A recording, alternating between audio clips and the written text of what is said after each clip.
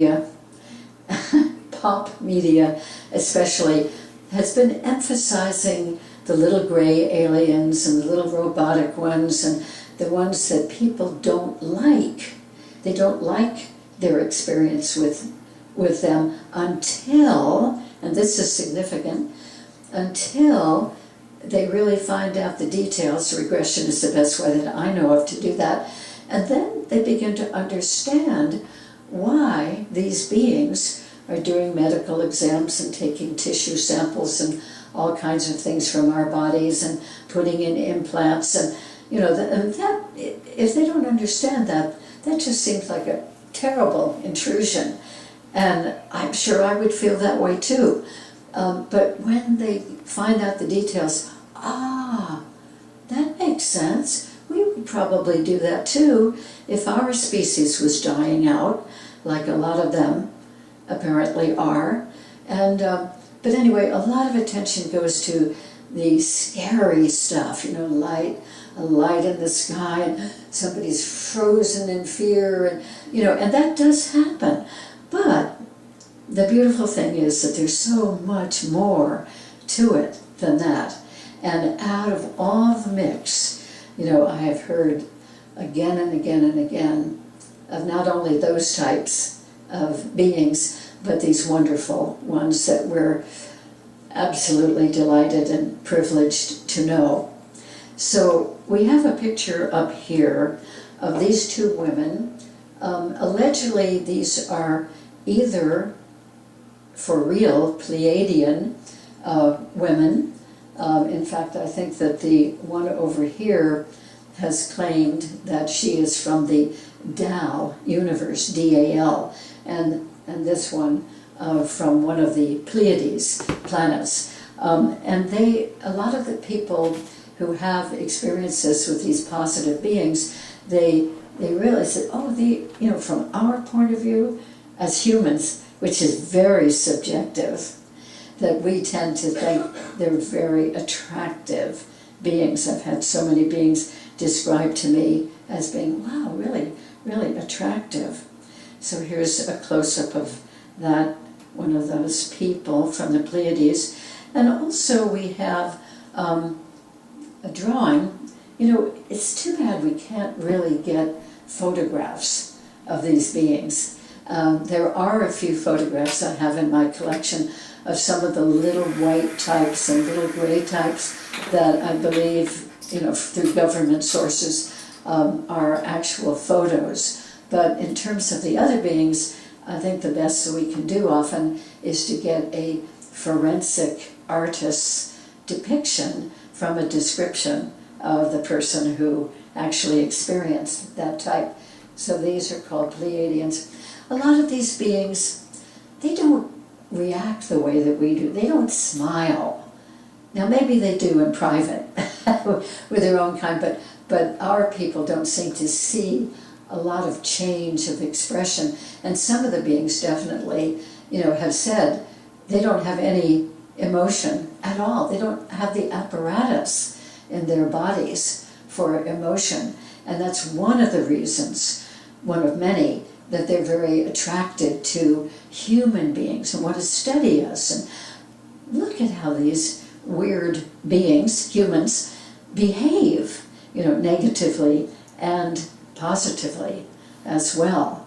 So this man is representative of what a lot of people describe, that some of the extraterrestrials they have experiences with they have a beautiful sense. This is a man, and he's got these beautiful blue eyes and that direct gaze. Must be Adama, eh, Barbara? Unconditionally loving aura about him. And so anybody can have experiences with maybe the little gray beings, or maybe the reptilians, sometimes maybe the tall insectoid beings as well. A whole variety. There's so many different types of beings that I have had described to me in these regressions.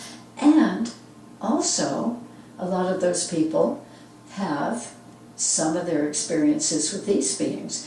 even in a single encounter, when a person is taken to a craft, put on a medical table, examined, sometimes healed, right then and there by the extraterrestrials, but poked and probed in different things, and reproductive material taken. That's a whole big other subject I could go into but won't.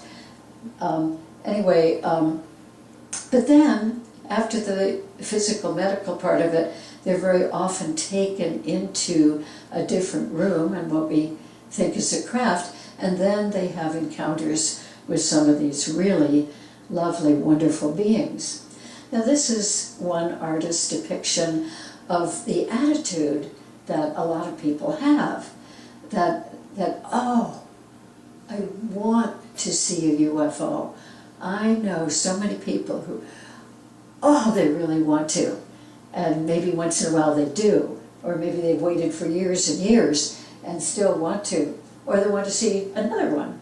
So, and they want to get information that some people, like this fellow here, probably is one of those many people who feels like his real home is out there in space. Do any of you relate to that? Oh, wow, yeah, great, okay. I honor that. It's not a crazy feeling that many people in various ways, maybe another earlier lifetime, maybe the previous lifetime, maybe even now, they have enough contact, whether they consciously know it or not yet, with other beings out there who are very positive. And I've heard so many people express that, you know, that they used to say to their mother and father, this isn't my real home. You're not my real mother and father. Which of course was sort of sad for those parents. They say, yes we are, we watched you being born.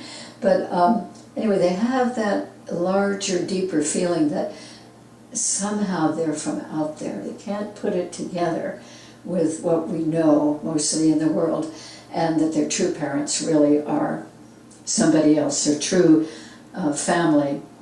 So this man is asking for contact, asking for information. And then sometimes people experience simply being downloaded with the information from some of those groups. They might be sleeping, they might be meditating, they might be working in their garden, they might be driving down the freeway, who knows, but that now and then information seems to stream through to them. And in this case, this woman is looking very peaceful, very benign, she's very relaxed, and she is just receiving that and probably loving it too.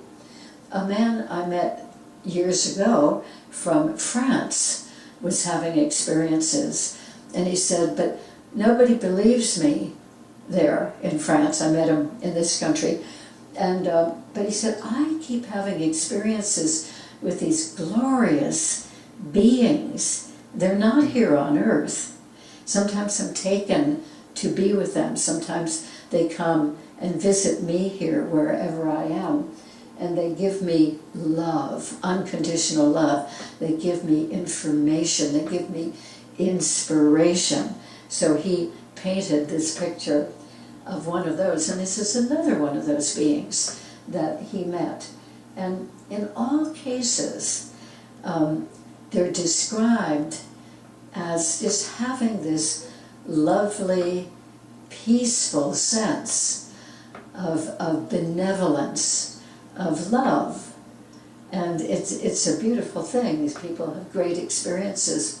So I'm just kind of going to run through some other depictions of these wonderful, benevolent beings, some of which remind us of angels. That's a big question. Is an angel one of these extraterrestrials? Or is that a whole different category? Are these beings residing mostly in other dimensions? In many cases we think that they are. Some cases we think they're really, so physically embodied, like our souls are too, that we wouldn't call them angels, but very often they have that helpfulness, that generosity of spirit that angels are known to have. And then some of these beings are so glowing that the person can hardly even see the being, as in this case, you can just see eyes and a semblance of a nose. Here's the whole head with this one. But I think this is a wonderful depiction, because sometimes people have to peer through the glow that is so bright and intense and glorious in order to see, oh, there's a face. This is a being of some sort.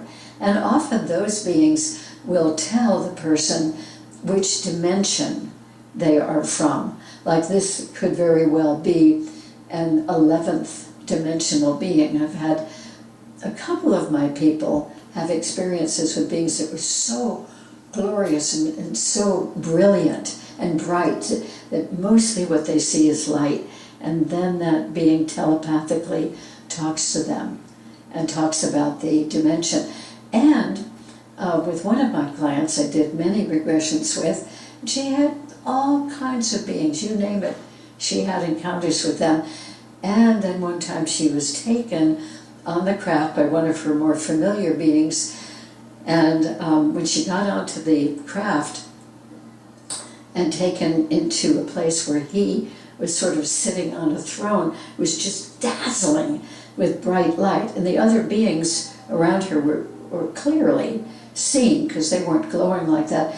And she immediately genuflected and did, I'm not Catholic, so I might be doing it in the wrong order, but anyway, but she was sincere, she knew, and she just knelt down, and then he started to talk to her, and he said, this was one of the most remarkable things, I think, started talking to her about how she had been one of them in previous lifetimes in the 11th dimension. And of course she didn't remember any of that. And she had, grew up and had children. She'd had ET experiences all of her life. And she had no idea about this one or her heritage. And so he said that about 6 lifetimes ago, she agreed to come to planet Earth and experience being a human, and that they would be watching over her, taking her for visits for an hour or two here and there to learn more about humans. And she had consciously, as one of them, agreed to do that. But then he said that once a soul gets into the Earth incarnation, that almost everybody builds up what he called residue, we would probably call karma. And that residue or that karma is what made it necessary that that soul, after dying, would continue to come back again and again. So she had had 6 incarnations as a human, maybe sometimes clearing up an item or two of that karma, and then but always building up more. So he said, when you have cleared up that karma or your residue, you will be able on the next incarnation to be back with your true beings here in the 11th dimension. And I think this is the most incredible gift that I've ever heard of, actually, the most incredible gift, that he told her what her several major karmic issues were. I was blown away. I mean, do you know what your karmic issues are? Yes, why not? Good for you.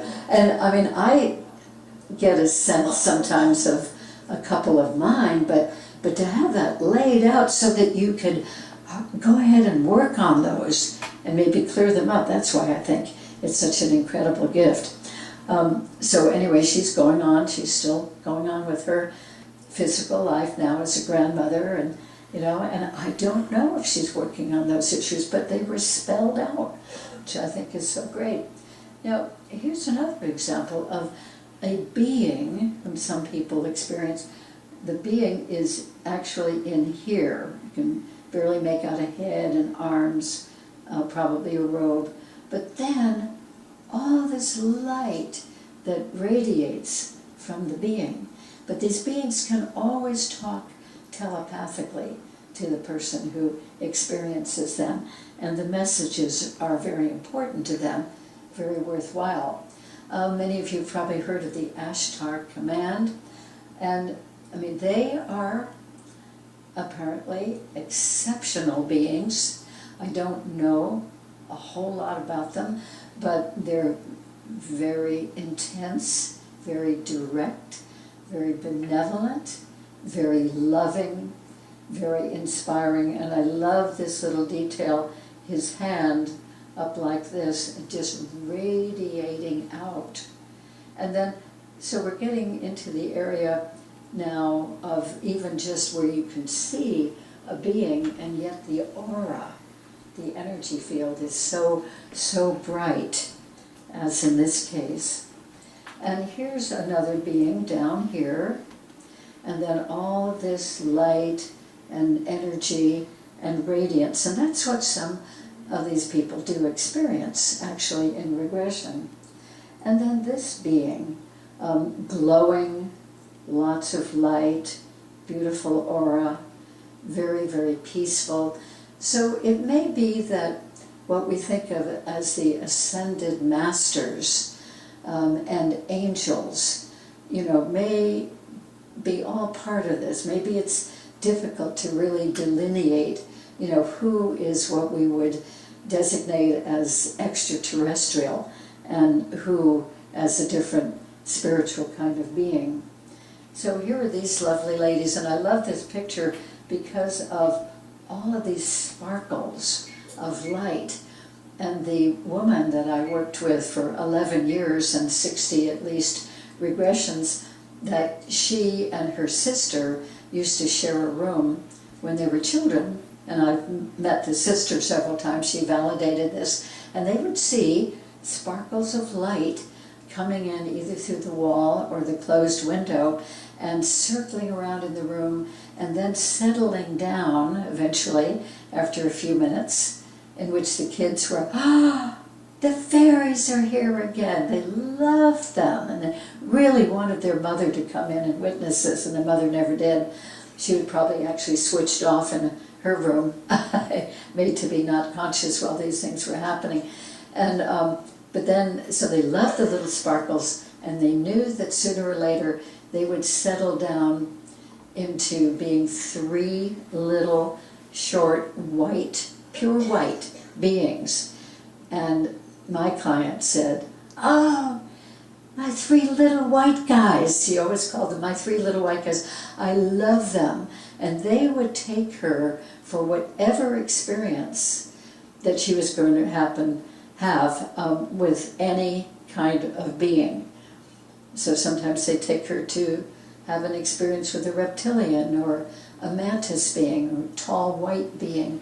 But anyway, it was always the three little white guys, and that helped because she loved them. And it seemed like it's to the extent that they're able to love, they could love her.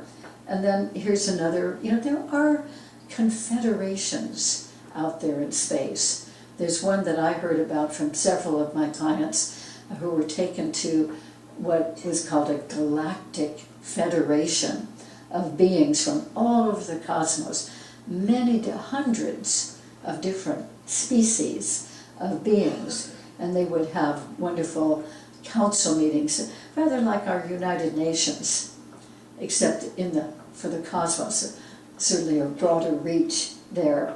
And they are very loving. Here's one of the loving beings taking a human, and then a mixture of different types of beings, some of which look more what many people call Nordics, because they look like they're Scandinavian human, but they're not exactly human. Like some of these, they look very similar to us, and yet there are differences. Here's just a closer version of that whole thing.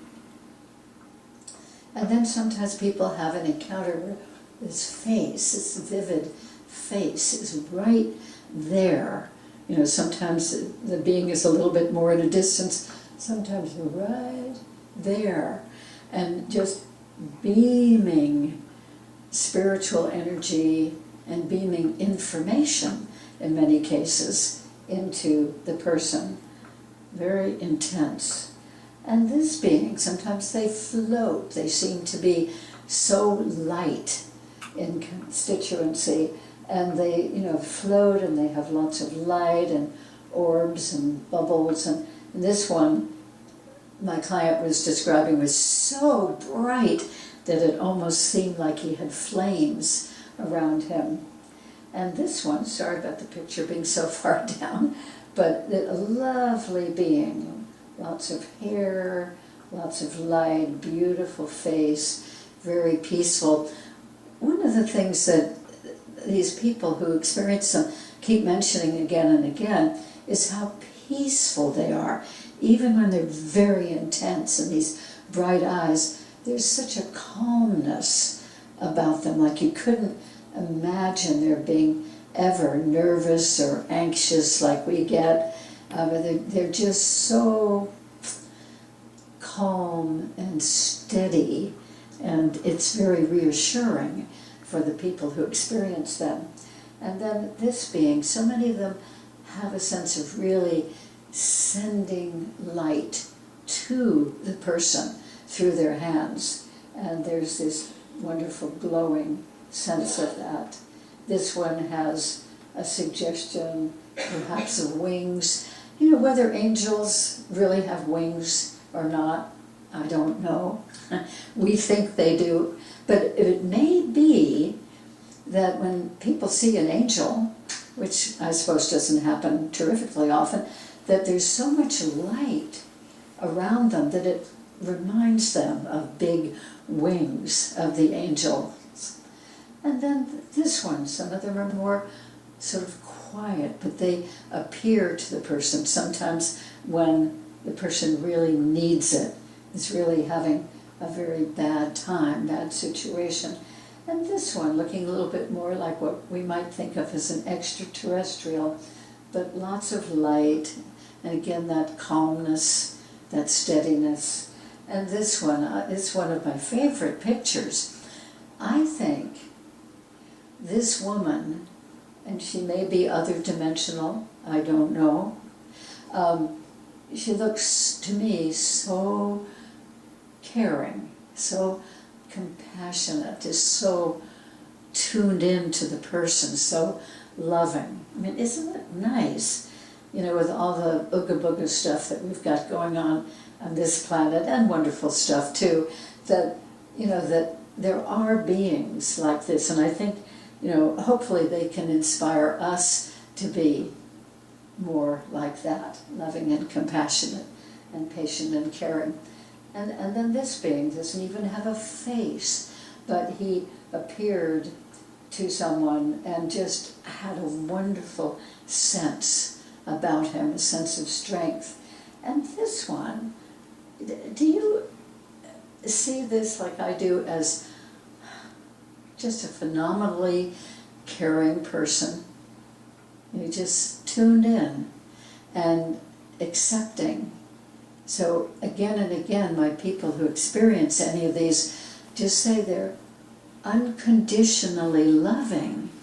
That even if they were fortunate to have a really loving family they grew up with, that in the presence of one of these beings, any love that they'd ever experienced with a partner or a family or anything, you know, just, I mean, that's wonderful as it is. Thank goodness we have that too.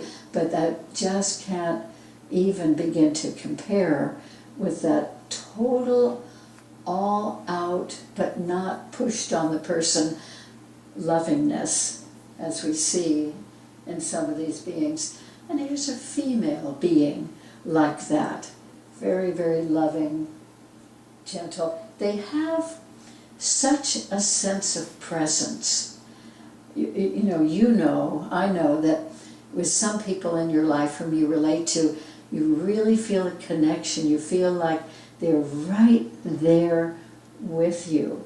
I mean, fortunately, I hope we all experience that sometimes with some people. But these beings are overwhelmingly that way. It's as if they know everything about us and accept everything about us.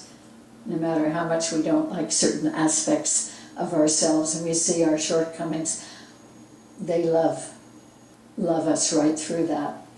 And this being, strong, attractive, present,